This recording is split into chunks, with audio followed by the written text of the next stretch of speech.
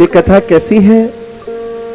बहुत सुंदर बात एक लाइन में संतों ने कहा।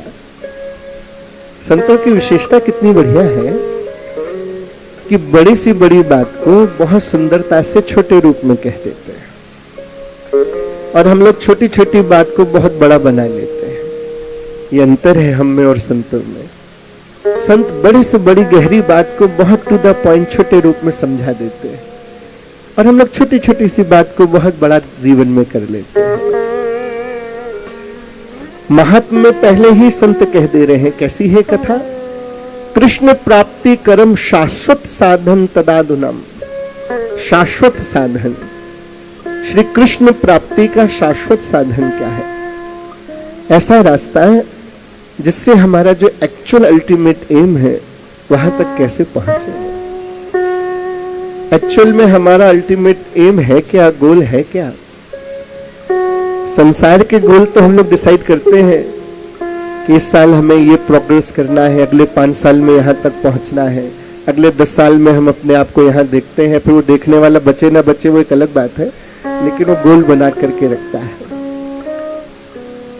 लेकिन संत कह रहे हैं तुम्हारा एक्चुअल गोल क्या है? हम किस लिए यहां पर आए हैं? इस लाइफ का एक्चुअल पर्पस क्या है? ये जो मनुष्य हम दिखाई दे रहे हैं, ये हमें मनुष्योनी मिली किस लिए है? इन सारी बातों को जानने समझने के लिए श्रीमद् भागवत जी की महिमा है। श्रीमद् भागवत हमें हमारी डेली लाइफ रूटीन में आने वाली कॉम्प्लिकेशन से कैसे डील करना है ये सिखाती है।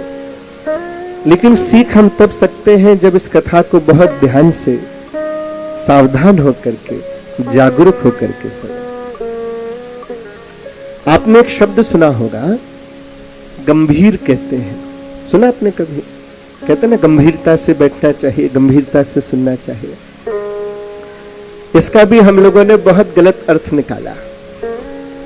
हम लोग चेहरे से तो गंभीर हो गए, लेकिन सुनने में गंभीर नहीं हो पाए। हमें लगता है बहुत सीरियस होकर बैठ जाने से बहुत अच्छे से सुनाई देता है। ऐसा नहीं है। हमारे ब्रज में कहा जाता है कि मुस्कुरा करके बैठने से जल्दी समझ में आता है। बट आज के टाइम पे मुस्कुराना बहुत महंगा है, दिखाई नहीं देता। बड़े से बड़ा आदमी अफोर्ड नहीं कर पाता।